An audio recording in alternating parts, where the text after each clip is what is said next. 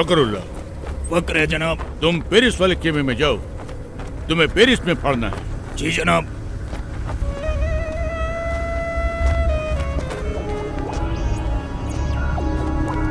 फकरुल्लाह। फकर है जनाब। तुम अमेरिका वाले खेमे में जाओ, तुमको अमेरिका में पढ़ना है। जनाब। फखरुल्लाह। फखर है जनाब। वो तो हमको भी है तुम पर। तुम हमारे साथ आओ, तुमको हिंदुस्तान में पढ़ना है। मुझे हिंदुस्तान में शहीद नहीं होना जनाब।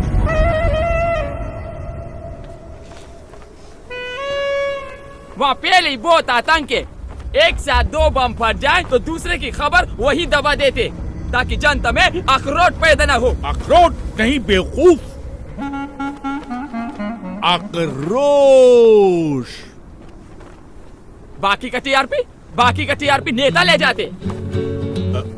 मुझे तो इंटरनेशनल न्यूज बनना है। Love in Paris, americano. खामोश।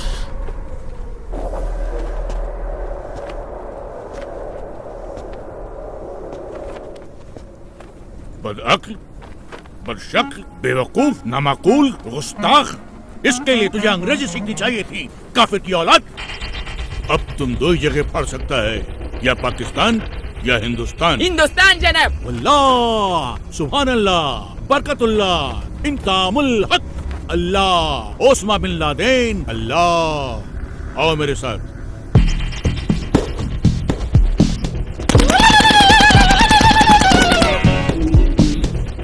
और एक बात ध्यान रखना, किसी भी मुल्क में जाकर पढ़ने के लिए सबसे पहले तुम्हें उस मुल्क के आम आवाम का एक हिस्सा बनना पड़ेगा,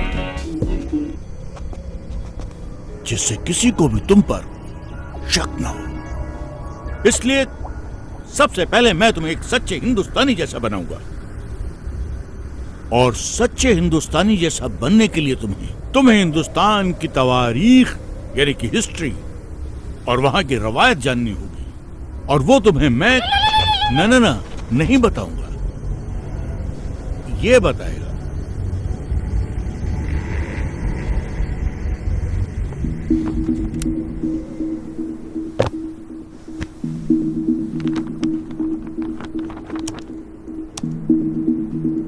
We made a tryst with destiny, and now the time comes when we shall redeem our pledge. Among those Indians who are now abroad, I expect that Indians living in active countries or in कोई बड़ी बात countries नहीं है बिस्मिल साहब। बड़ी बात तो ये है कि जिस्म से टपका हुआ एक बूंद खून आने वाली नस्ल के सारे खून में उबाला ला सकता है या नहीं। बहकेंगे तेरी फिजा में हम बन के हवा का झोंका, किस्मत वालों को मिलता है। अशरफ अली, अशरफ अली, अशरफ अली।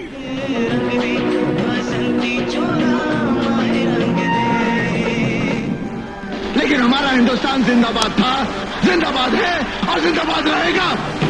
हिंदुस्तान जिंदाबाद। देखा जाए बर्बादियों का समा, ईश्वर या अल्लाह ये पुकार सुन ले, ईश्वर या अल्लाह हे दाता।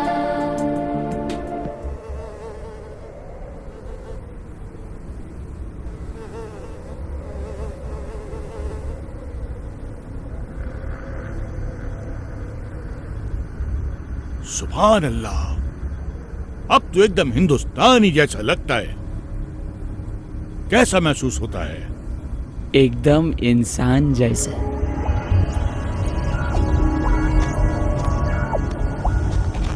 अब तू पढ़ने के लिए एकदम तैयार है।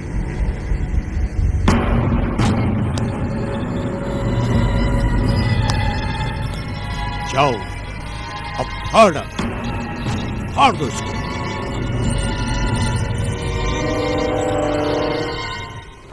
15 अगस्त 1947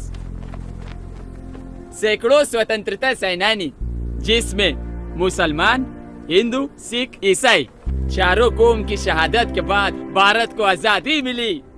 एक ही तिरंगे के नीचे खड़ा होकर हम सब ने मिलकर भारत का संविधान बनाया, जिसमें जितना अधिकार एक हिंदू को दिया, उतना ही अधिकार एक मुसलमान को, और उतना ही एक सिख और उतना ही एक ईसाई को दिया। एक ऐसा देश जो हर मजहब को जानता हो, पहचानता हो, अपना मानता हो। ऐसा देश जहाँ पर हिंदू के मंदिर की घंटियों के साथ अजान मिलकर पूरे हिंदुस्तान को एकता का पाठ पढ़ाती हो। ऐसे देश पे कोई कैसे बम फाड़ सकता है? एक ऐसा देश जहाँ पर हिंदू और मुसलमान दोनों फांसी के तख्ते पर चढ़ गए हो, झूल गए हो। ऐसे देश पे बम कोई कैसे फाड़ सकता है? खामोश, नामाकुल, बदबक, गड़रिये की औलाद, काफिर। वापस तो हमारा बाप हम खुद फाड़ देगा, हम खुद फोड़ेगा इसको। अरे हाँ, छोड़ दो इसको। हम